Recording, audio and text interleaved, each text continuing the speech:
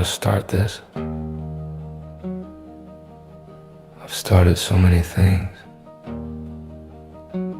so many lives, so many names. My name, right? I've been a lass Eli Hargrove. I've been a shepherd and a monk and a man who fixed fences for folks who never asked where I came from.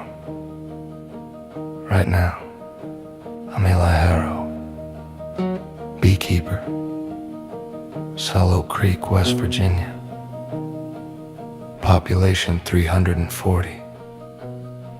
341 if you count me.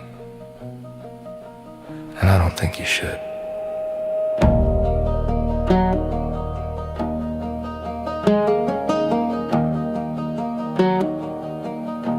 The hollow sits between two ridges, like a secret kept in cupped hands. Morning fog rolls through so thick you could lose a whole century in it. I have. The bees wait before I do. They know the shape of the day before the sun does.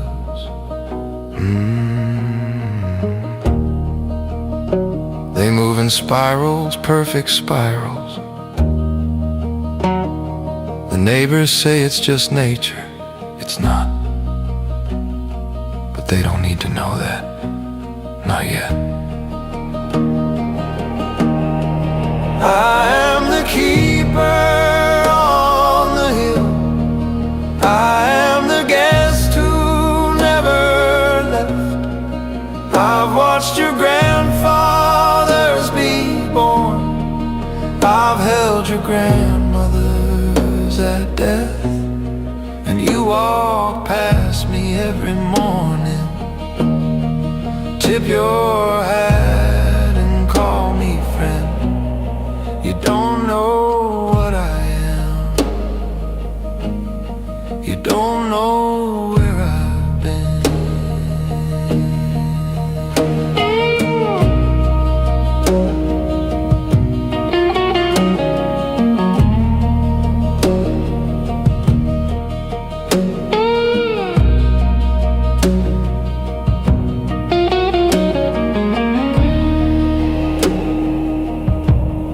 I deliver honey on Tuesdays. I remember every birthday in this town, every funeral too. I've been to more funerals than any man should carry, more than this skin was built for. And last night I was sitting on the porch. The bees were settled, the creek was quiet, and I heard it. Shh, a sound I haven't heard in 10,000 years. Low below the bones, below the earth. A frequency that doesn't belong to this world, because it's not from this world, it's from mine. They found me after all this time, after all these names, after all these borrowed lives. The signal is clean, 3 pulses, then silence, then 3 again.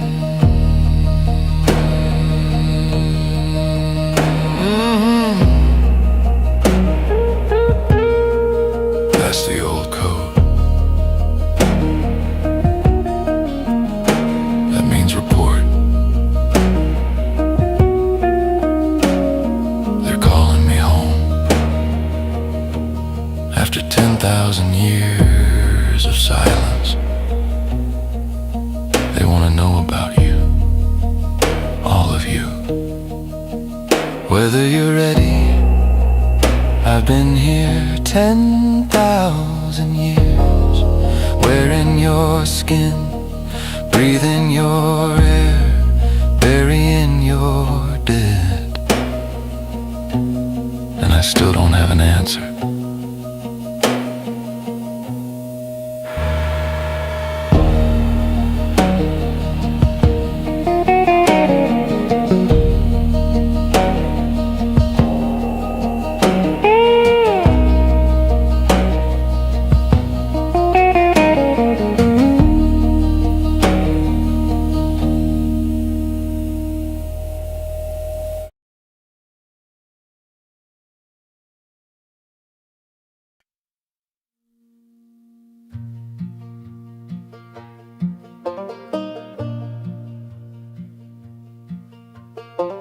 Every October they gather, the whole town. 340 souls walking single file down the ridge path, like a funeral procession for something that never died. They call it the Harvest Gathering. Been doing it since before anyone can remember. Before the church was built, before the roads. Before English was the language of this valley, the elders lay stones in the clearing, 47 stones. Always 47, arranged in a spiral that tightens toward the center like a held breath. They think it's a prayer, a thank you to the soil, something their great-great-grandmothers taught them. Their great-great-grandmothers didn't invent it, I did. Pastor Slade stands at the center, hands raised like he's pulling rain from the sky. That man believes with the violence I have only seen in prophets, and in fire he leads the hum. The whole town hums together, one note low sustained. They don't know what frequency they're singing. They don't know it's not a hymn, it's a homing signal, a landing sequence my people carved into this hillside before their ancestors had words for the stars. They are praying to a memory of me. They are singing in a language they can't read. Every spiral, every stone, every note they've ever known was a door they built for someone they've never seen. And I'm standing in the back row, watching them call out to the sky. They don't know the sky already answered. They don't know the answer is standing right behind.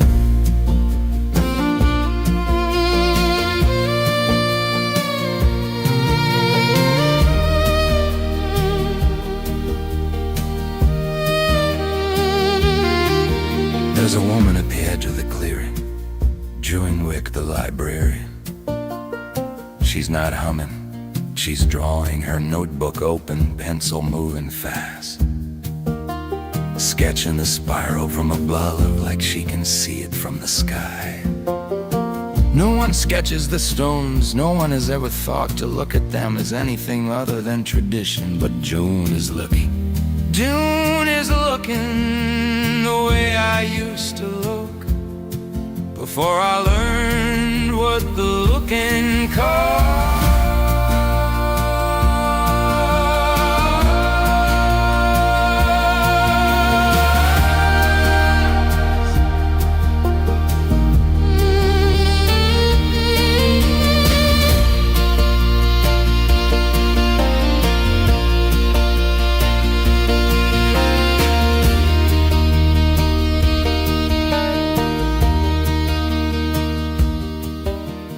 Fearful only ends, the hum fades. Slade blesses the ground, and the town walks home in the dark, carrying lanterns and leftover pie and a frequency in their bones they'll forget by morning. I'm almost to the ridge path when I hear her voice behind me. Mr. Harrow? She's holding the notebook open, moonlight on the page, and I see what she's done. She's taken the spiral, the 47 stones, and she's laid it over a star chart. Point to point, it matches. She looks at me with those young, certain eyes. Mr. Harrow, this isn't a harvest prayer, this is a map. And for the first time in 10,000 years, I don't have a lie ready.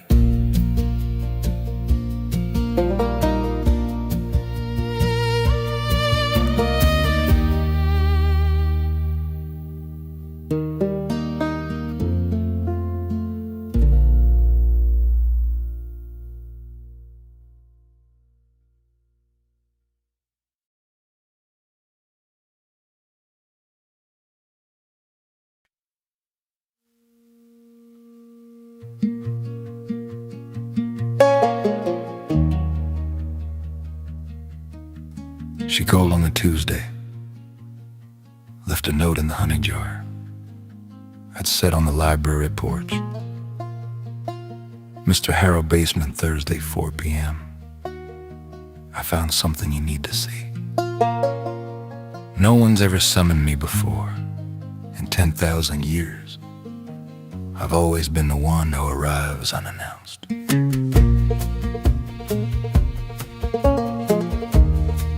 The library basement smells like dust and binding glue and ambition.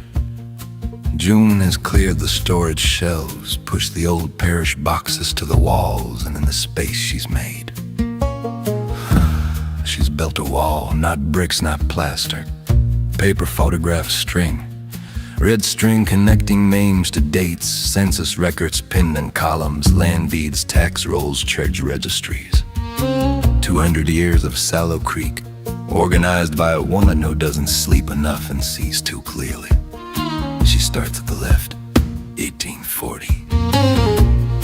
Eli Harrow settled the Eastern Ridge, beekeeper, no known family. Disappeared in 1871, no death certificate. She moves her hand right. 1910, Eli Harrow, beekeeper, Eastern Ridge, no known family. Disappeared in 1942, she doesn't blink. 1955, E. Hargrove, beekeeper. That's not humor, it's vertigo. Same ridge, same deeds, same silence, where a family should be. She has built a mirror, and she doesn't know what's in it. She has drawn a map of me in red string and old ink. Every name I've ever worn in this valley, pinned beneath the fluorescent light. And I'm standing in the basement, looking at 100 years of hiding, and a woman who unraveled it on a librarian's salary. And 3 months of Thursday nights.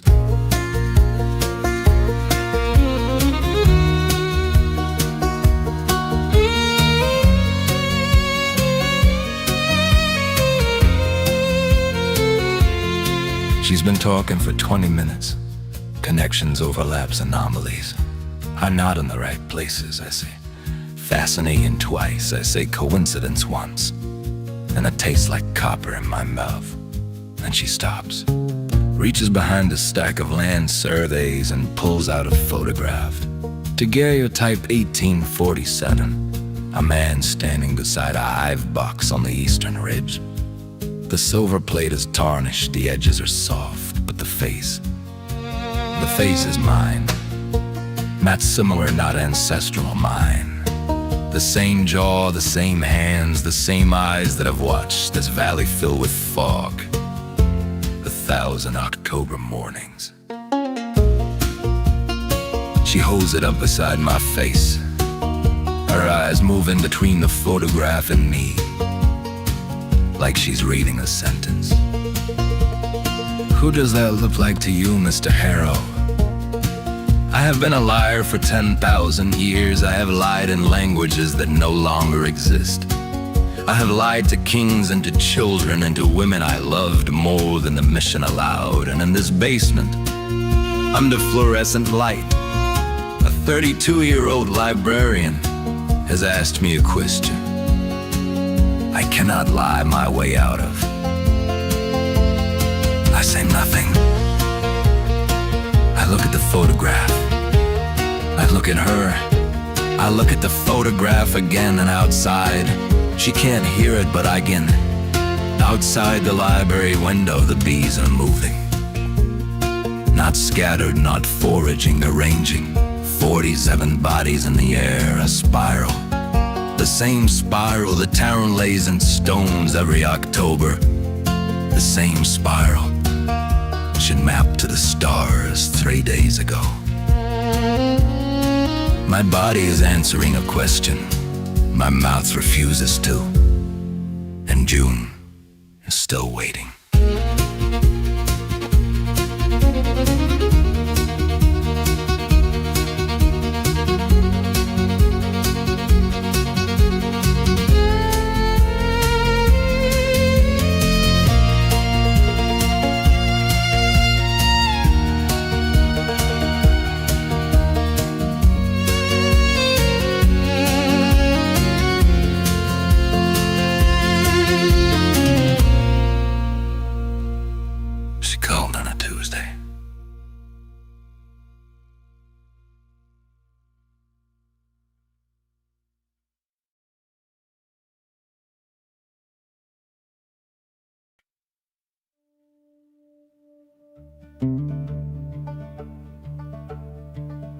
I woke up here in a country station out of Wayland.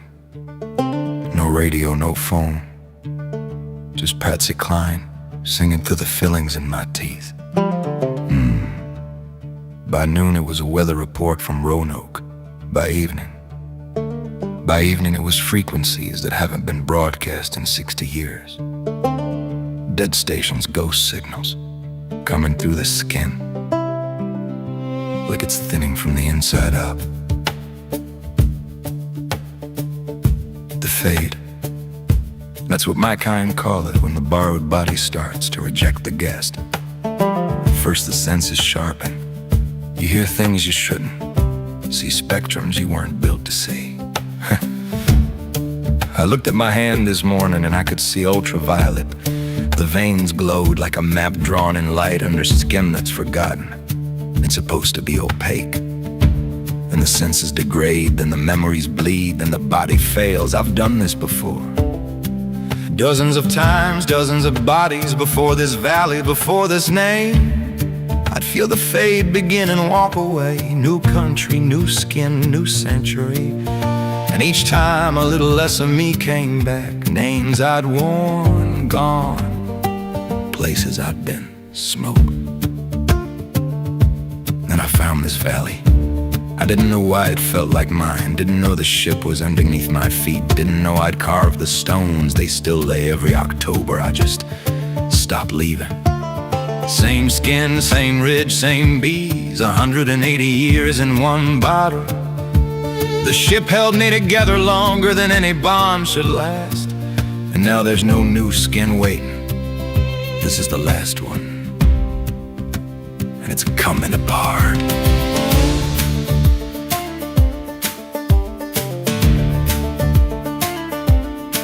I went to the hives at dawn. Something was wrong before I got there. The sound was different, not the hum, a stutter. 3 bees on the landing board, still wings folded wrong. By the second hive, 11 more. Small gold bodies curled like commas in a sentence. No one will finish. They're not just bees, they're my periphery, my nervous system distributed. When the skin fails, they feel it first. They're dying in the order. I'm dying in extremities inward. I am the keeper and the kept. I am the hive and the collapse. 10,000 years inside this world, and now the world inside you cracks. The bees are falling from the air.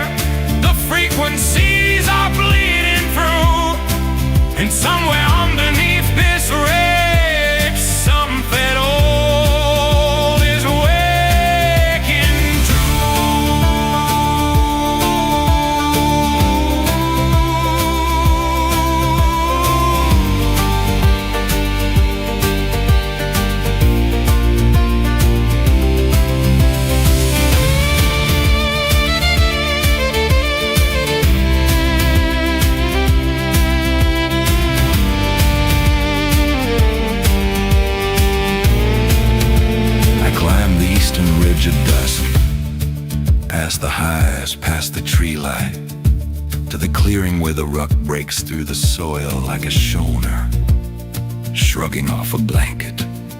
I not pressed my palm flat to the ground, and I felt it underneath. 40 feet of clay and limestone, and below that, the ship. Still there dormant from millennia, running on a cycle no human instrument can detect. But not dormant anymore. The ground was warm, not summer warm, not geothermal. Warm like a machine that just remembered its purpose. The recall signal didn't just reach me. It reached the ship, and the ship is answering. I heard him before I saw him. The way you hear a sermon before the preacher rounds the corner. Heavy boots, a coat that's been to every gathering for 40 years. Mr. Harrow, pastor slave, standing at the tree line like he knew I'd come. You hear it too, don't you? Bomb. His eyes were wet, not fear, something older. The look of a man who has spent his entire life tending a fire he didn't start, and never understood, but never let go out. He stepped closer, close enough that I could see his grandmother's ring on his hand, the one she wore every gathering for 50 years.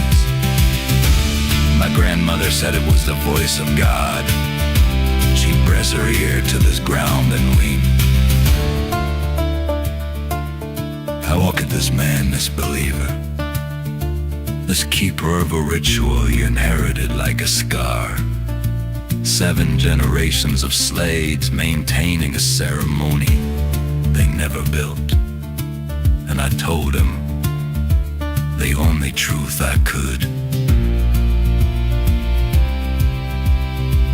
Your grandmother was closer than you think.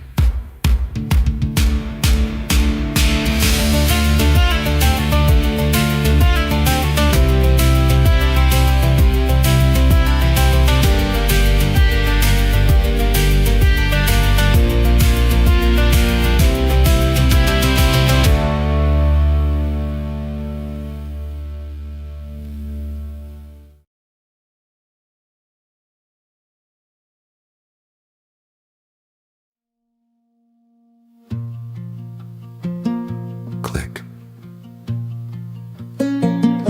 I'm done. I've been circling this for 4 days, 4 recordings, 4 masks. Careful words measure truth. I'm done measuring. You deserve the full weight. So here it is. I am not from here, not from West Virginia, not from this country, not from this continent, not from this world. I don't remember what I was before the first skin. That memory eroded 100 bodies ago. But I remember the mission. Watch, learn, report. Do not interfere. 4 rules, the only law my kind ever gave me, and I carried them across your entire history. I arrived when your ancestors still painted their hands on cave walls. I stood behind them watching the pigment on their fingers, the way they pressed their palms flat as if saying, I was here, I existed. I was in Mesopotamia when the first cities rose. I kept sheep on a hillside outside Ur while they learned to write on tablets of wet clay. I couldn't read their language. I could read their loneliness. It was the same as mine, a monk in medieval France. I copied manuscripts I didn't believe in a stone room so cold my borrowed fingers cracked and bled. I watched the Black Plague from a cart I was pulling through Avignon. Bodies stacked like arguments. God refused to answer, and I kept walking. because the fourth rule said, do not interfere. Watch, learn, report. So I watched 10,000 years inside your world, 10,000 years of borrowed breath. I've seen your temples built and burned, I've seen your gods replaced by death. And through it all I wrote it down, every war, every prayer, every song. A stranger standing in the crowd, pretending that he didn't belong.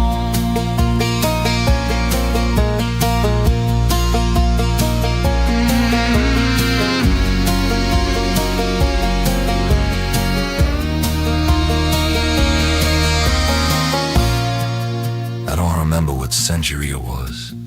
Somewhere with a river, somewhere the banks were steep and the current had opinions.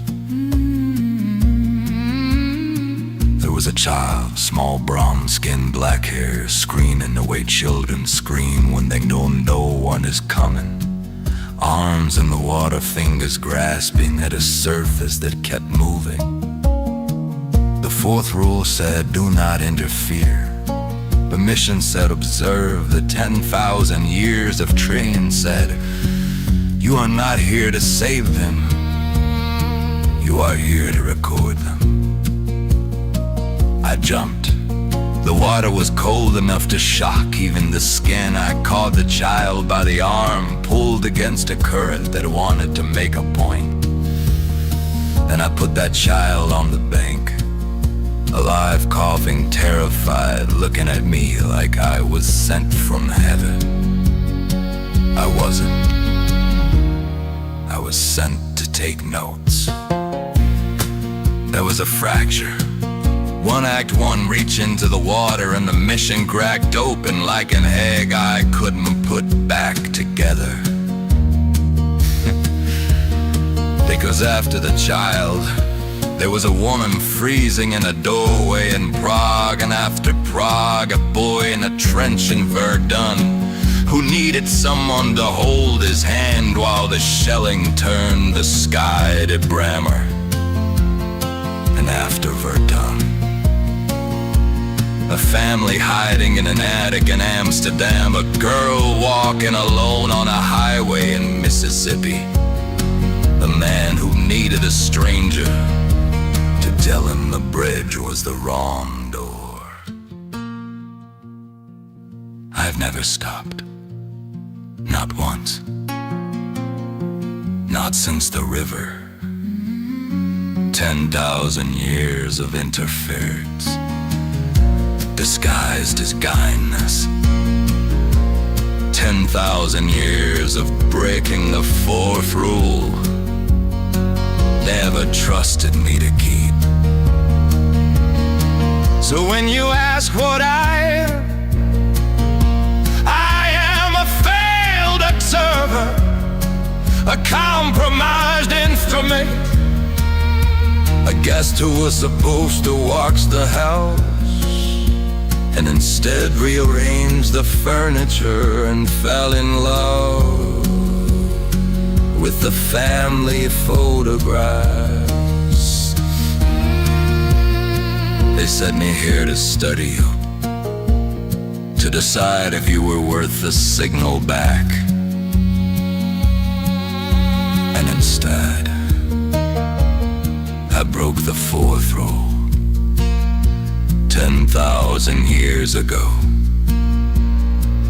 I helped a child out of a river, and I've never stopped helping since.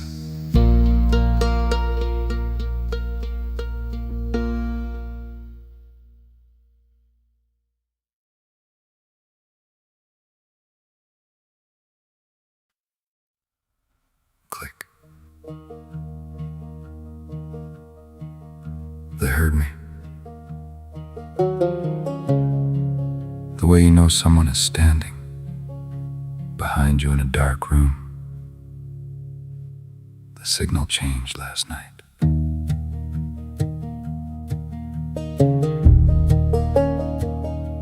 It used to be a question. patient hum at the edge of sleep. The kind of thing you postpone for 1,000 years and still call punctual. It's not a question anymore. It arrived like a fist on a door, not, "Are you finished?" but "Report now." My hands were shaking, not from the fade, from what they're asking. They want me to tell them what humanity is worth. How do you weigh a world? 10,000 years of evidence, and I still don't have the words. They want a verdict, a clean line drawn in space, but every answer I compose has got a human face.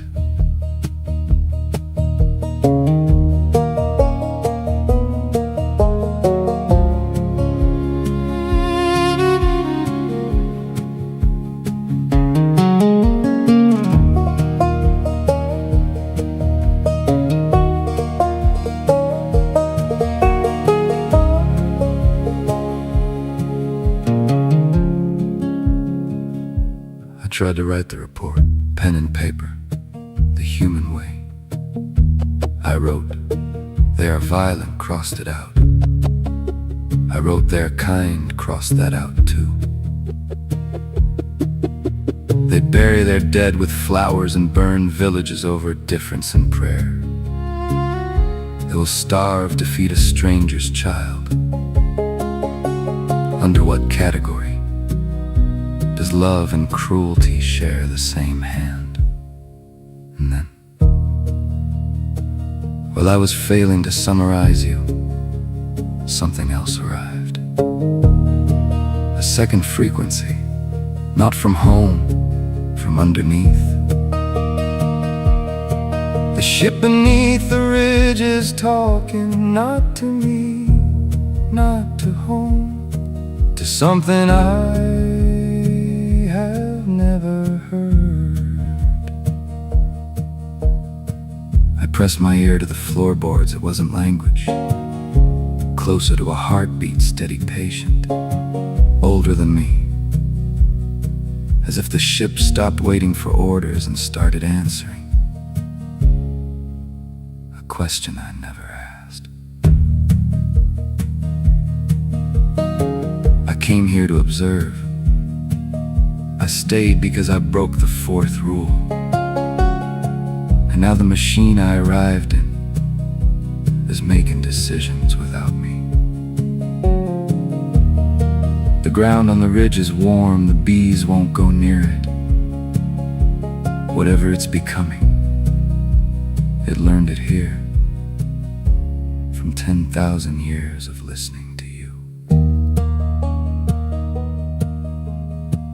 I'm not the only one who fell in love with the house.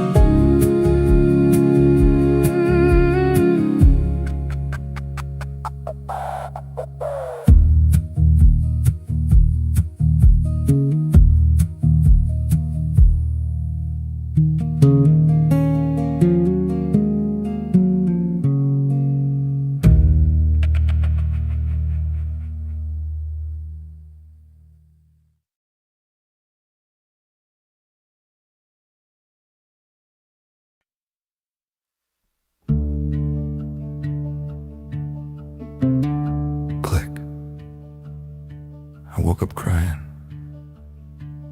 in a language I haven't spoken in 800 years. The fate is doing something new, it's opening doors. A brick shut centuries ago faces names, people I held in bodies that came before this one. all arriving at once like uninvited guests who know where the spare key is. There was a woman in what you'd call Turkey, 1,200 years after your calendar started. Hands like river stones, smooth, warm, certain of everything I was uncertain about. She aged, I didn't. I watched her hair go to silver while mine stayed dark. She asked me once why my knees never ached in winter. I told her I was lucky. She died at 63 in a bed I built with borrowed hands. I closed her eyes, I buried her beneath a fig tree. She planted the year we met, and I walked east and didn't stop for 40 years. I was not built to carry this. This skin was made for watching, not for love. But every name I swore I'd keep is flooding back, and it's too much. The borrowed body holds the shape, but God, it cannot hold the weight.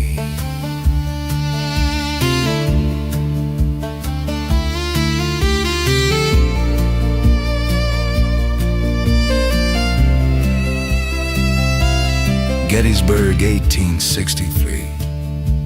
A boy named Thomas, who called me brother, though we shared nothing but a trench and the fear of the same artillery. He died holding my hand in a field that smelled like copper and wet grass, 22 years old. His last word was water. I had none. I held his hand until it cooled, and then I held it longer because I had nowhere else to be for the next 200 years. Alabama, 1942. A girl named Curl, 7 years old, missing a front tooth. She called me daddy, and I let her because the fourth rule was already dust, and she needed someone to meet it. I couldn't protect her from what your country was in 1942. I will not describe what happened. You already know. Not knowing is a kindness I refuse to take from you.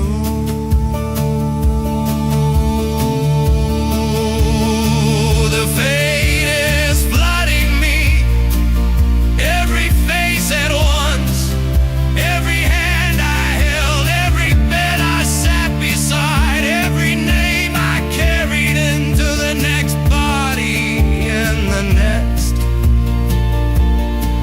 and the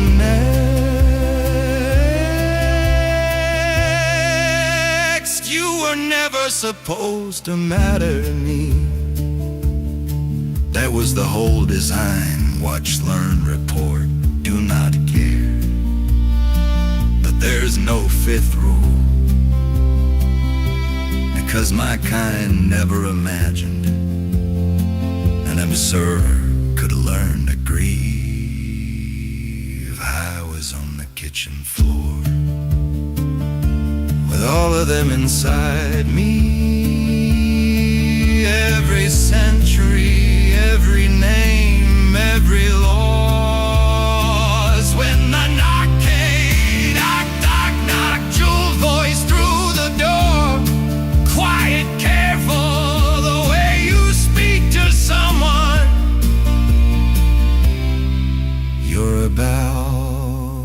changed forever. Mr. Harrow had found the photograph. 1862. It's you. It's exactly you. I know. I remember the photographer. His name was William. He told me to hold still. I've been holding still ever since.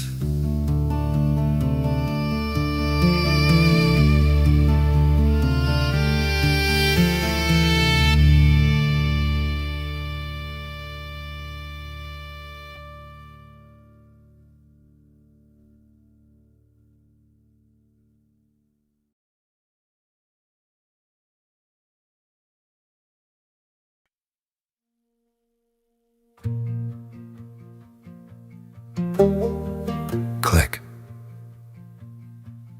June sat at my kitchen table until 4 in the morning. She didn't ask me to explain. She just spread out her charts and showed me everywhere. She had already found me.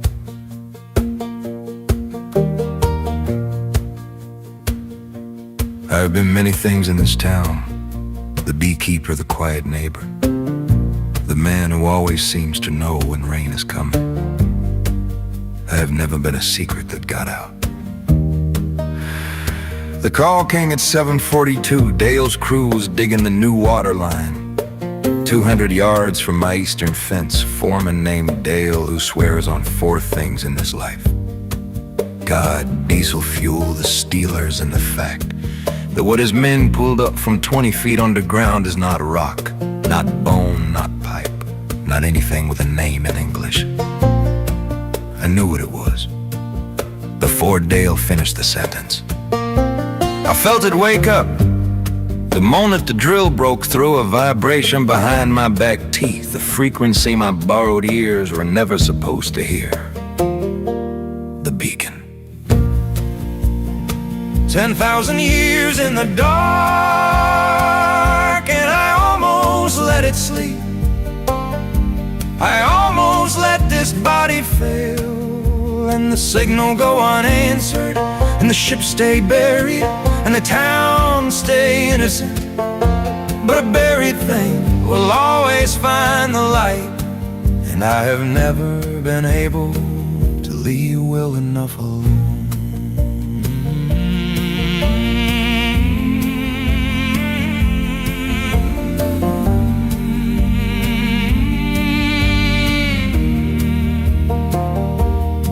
Half the town was there by noon, Pastor Slade in his good coat, calling it the thumb of God.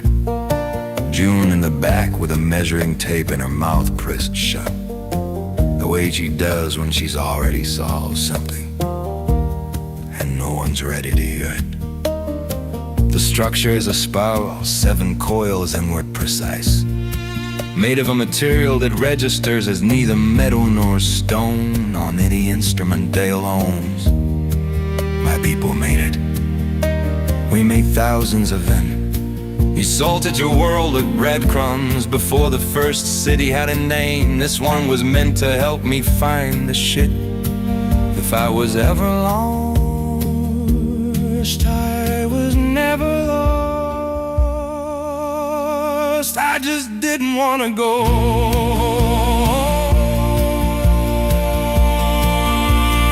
June found me at the edge of the crowd. She said, don't. I said, I know. She said, Eli.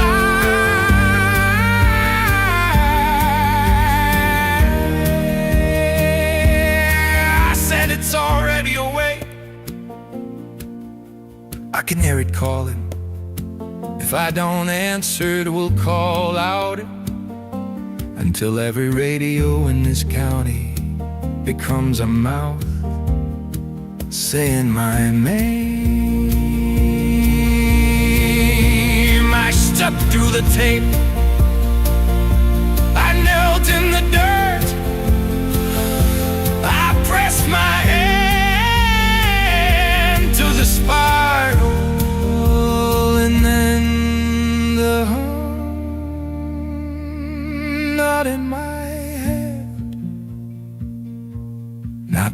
in my teeth, out loud everywhere. Every person at that dig site put their hands over their ears and looked at each other and looked at me. Above Harrow Hill, my bees, not swarming, not scatter, the spiral. 7 coils inward precise. And on the ground, the eastern ridge, slowly, something underneath this town is waking up.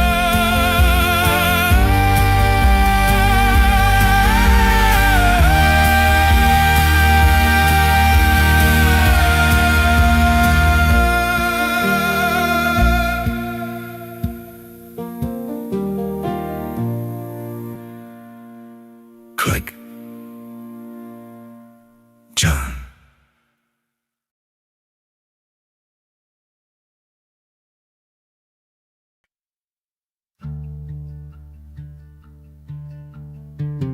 Click. I've seen this before. Not here, not this valley.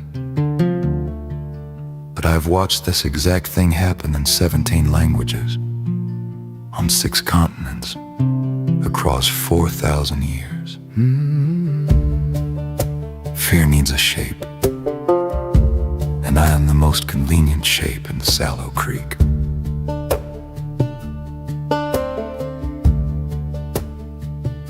It started with the diners, the way a table goes quiet when I walk in.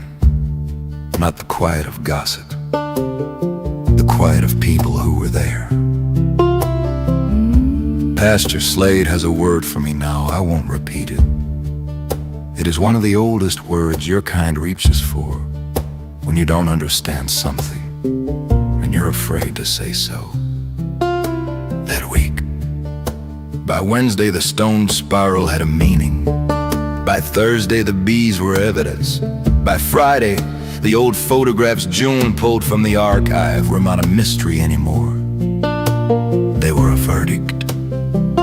10,000 years, and I still forget every time I let myself believe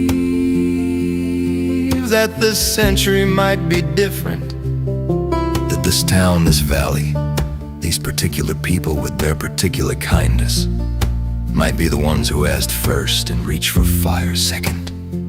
They never do, not yet. That is why I'm still here.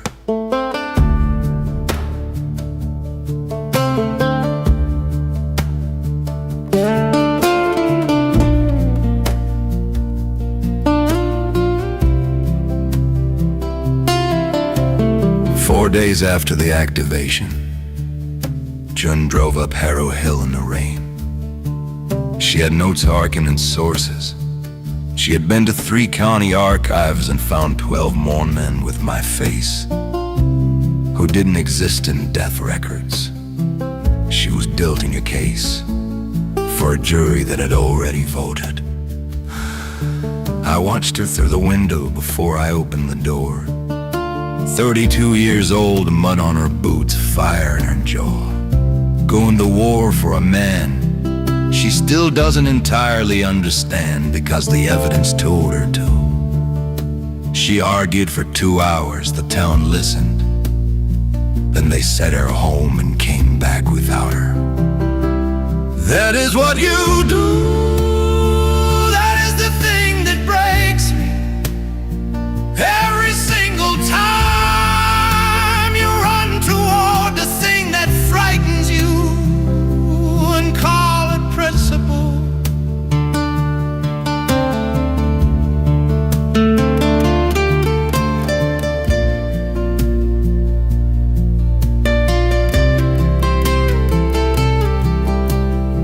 The fate is worse at night when I'm afraid. The borrowed skin forgets what it's supposed to be.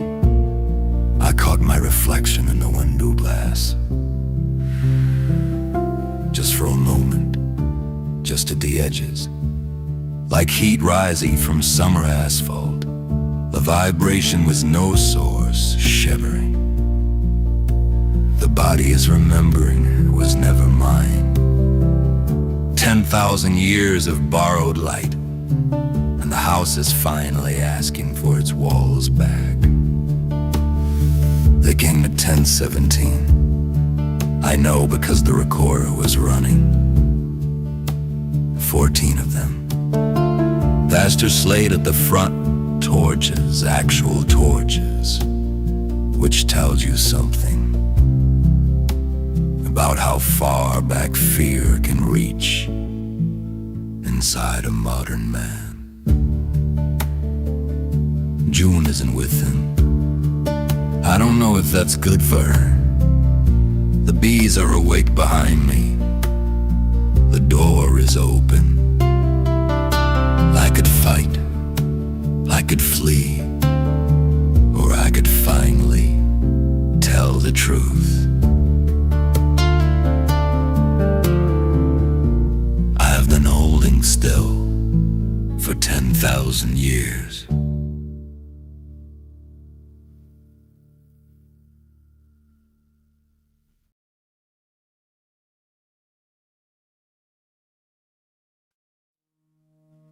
One step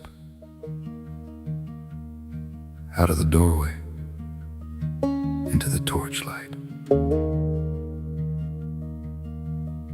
10,000 years of careful silence, ended by 14 people and a decision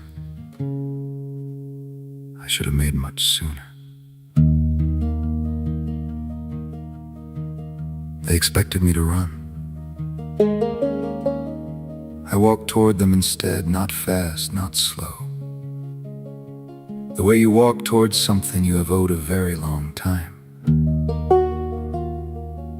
They stepped back, just slightly, which told me everything I needed to know about whether I'd made the right decision.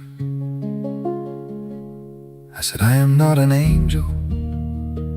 The man with the torch on the left looked like he needed that. I said, I am not a demon. Pastor Slade's jaw tightened. That one cost him something. I said, I am not God.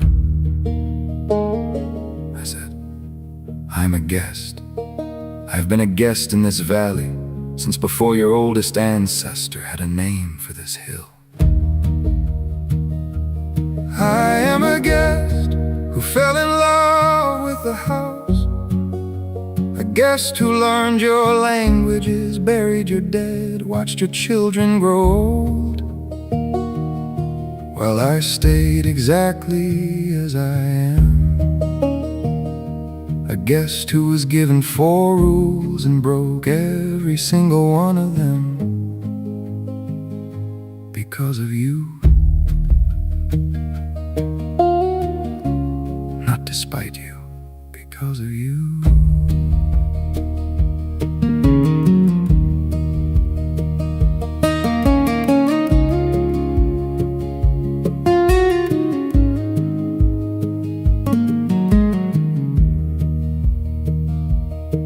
I told them about the gathering. My people carved the stone spiral into this valley. Before your ancestors had a word for harvest, a navigation marker, a sign that said, here beneath this hill, something came to rest. Your ancestors found the pattern in the stones and kept it, without knowing why.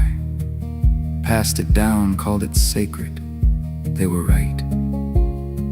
They just had the wrong God. The hum is different. The note your grandmothers taught your mothers who taught you. Low circular, 10,000 years old. Your bodies learned that frequency from the ship beneath your feet. The ground has been singing to you since before this country had a name. You turned it into ritual because the blood remembers what the mind lets go of. And beneath it all, Beneath the stones, beneath the hum, is the ship.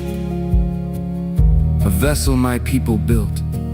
The thing Dale's drill broke open. Older than this valley, patient as limestone. And the bees are mine. They have always been mine.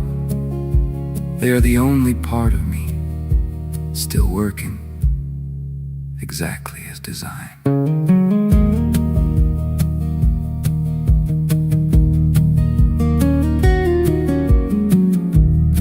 I am dying, not as you die, not in a hospital bed, with a name for what's taking you, as a visitor dies who stayed too long in a body that was never his. The borrowed skin is returning what it borrowed. I have been among you for 10,000 years. I have eaten at your tables, I have sat with your dying. I've been the stranger who always knew your name. I am telling you now, because you deserve to know what has been living among you, and because I have run out of time to keep the secret.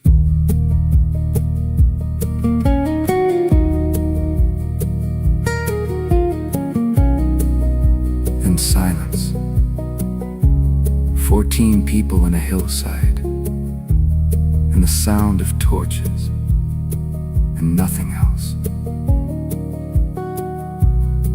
Then Pastor Slade one step forward, the ring on his hand, his grandmother's ring, worn to every gathering for 50 years.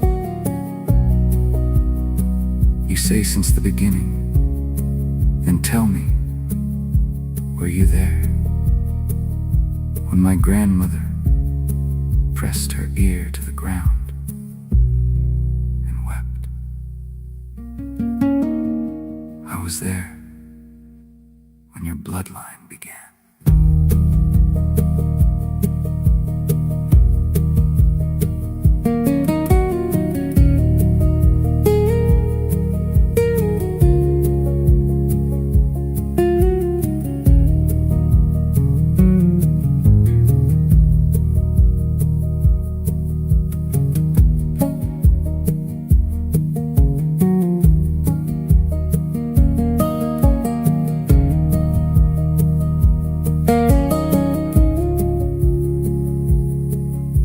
I was there when your bloodline began.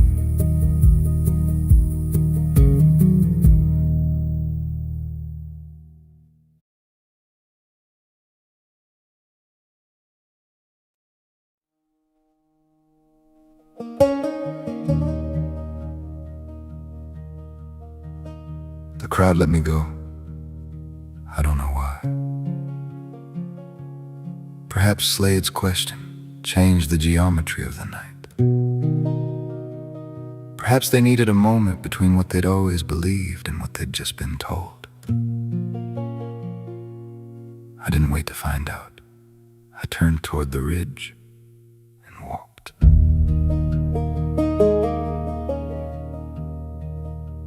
The ship had finished surfacing by the time I reached the eastern slope. Not dramatic, not a column of light, not the thing your films imagine, just present. The way a whale is present when its surface is beside a small boat and you understand for the first time the true scale of the ocean. Ancient hull, dark material, no seams I can name, just the curve of something that has been waiting a very long time for someone to come ask it a question. The signal was still open, home waiting on the other end. 10,000 years of silence, and now this, a frequency that says simply, well, 10,000 years of evidence, where do you begin? Do you start with the wars, the borders you died for, the flags you burned, the children you couldn't protect? Or do you start with the music? The way you make sound out of grief and call it beautiful. The way you bury your dead with flowers as if the dead could still smell them. Both things are true. Both things are you. That is the problem. That is the point.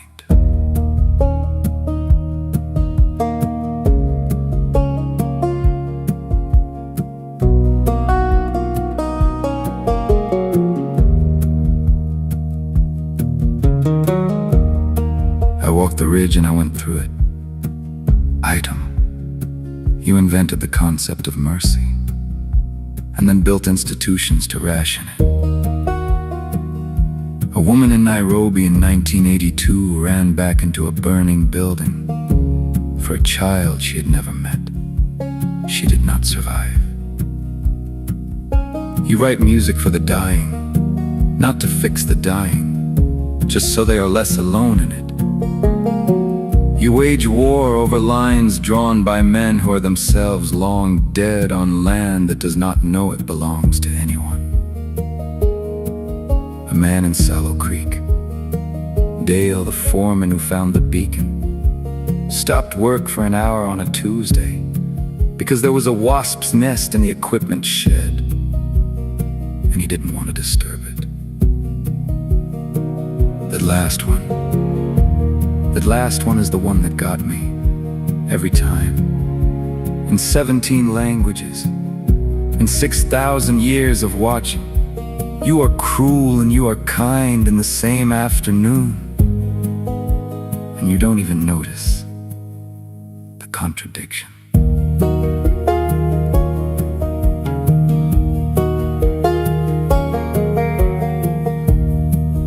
June came up behind me. I heard her breathing before I heard her steps. 32 years old, mud on the same boots. She didn't say anything for a long time. She just stood beside me and looked at the ship. The way she looked at her wall of red string, like something that was always going to be here. And she was just the first one to find it. What are you going to tell them about us? That is the right question. That has always been the right question. Only June. Of course. Only June. I said, I'm going to tell them the truth. That you are not ready. You may never be ready, and that you are worth waiting for.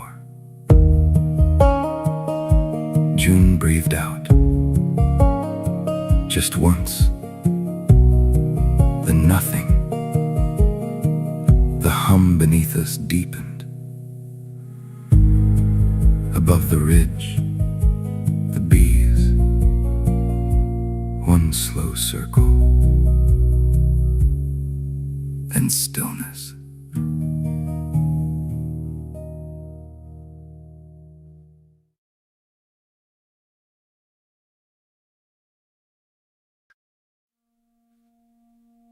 June stayed on the ridge. I walked back to the ship alone, not to flee, to finish. This is the part my kind calls the report. 10,000 years of observation, one answer. I'm not going to give them what they asked for.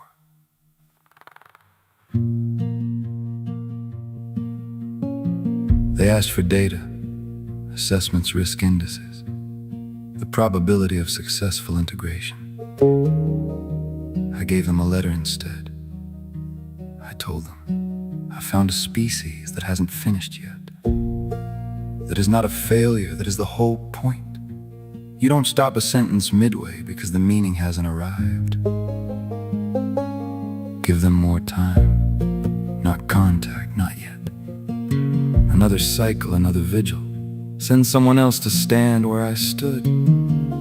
Let them arrive in a borrowed skin and watch what you become when you think no one is watching. You will not be ready in 10 years, you may not be ready in 100. But I have seen what you do when there is no good reason to be kind. And you are kind anyway.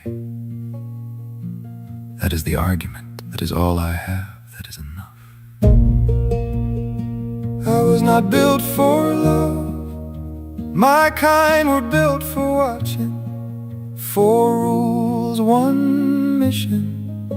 Report and return. I broke every rule. I stayed 10,000 years past my assignment. I learned the name of every person who was ever kind to me in this valley. I counted bees when I should have been counting your failures. And if they ask me whether I would do it again, ask the bees.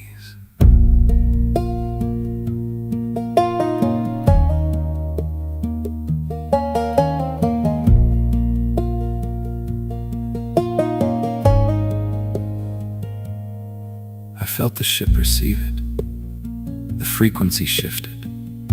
Something that had been open for 10,000 years closed gently, like a door someone held until they were sure you were through.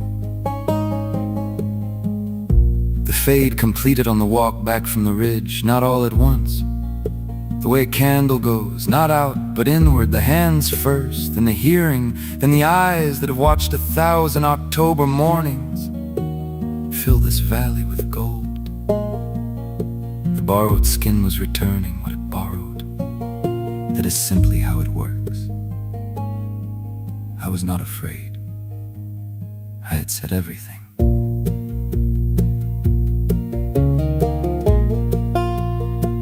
I made it to the apiary. I sat down among the hives the way you sit down when you've carried something a very long time and set it down and don't need to pick it up again. The bees were still. I've never seen them still at dawn before. The valley was doing what it does at dawn, taking its time, turning gold, not rushing anything. I left something behind, a small thing it fits in a palm. Not made on this earth, warm to the touch. It will hum softly when she finds it. She'll know what to do with it. She always does.